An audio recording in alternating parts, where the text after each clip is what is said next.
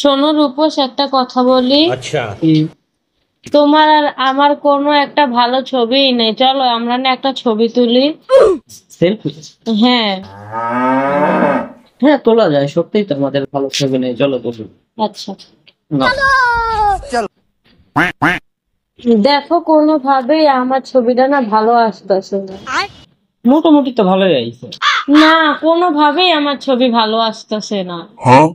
কই, ভালোই তো লাগতেছে মোটামুটি। ठीक है। কই আমাকে দেখো, একদমই সেলফিতে সুন্দর লাগে না।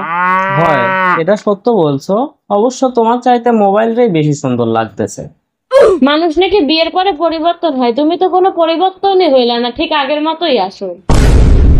এটা আসলে তোমার ভুল ধারণা। আসলে মহাপুরুষেরা কখনো পরিবর্তন হয় না, পরিবর্তন তো হয় কাপুরুষরা।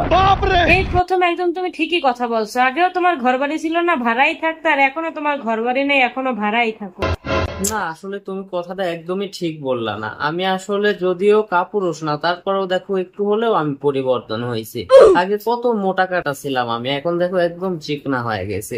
আমি পরিবর্তন কিন্তু হয়েছি। যাক, তাহলে অবশেষে তুমি স্বীকার করলা যে তুমি কাপুরুষ।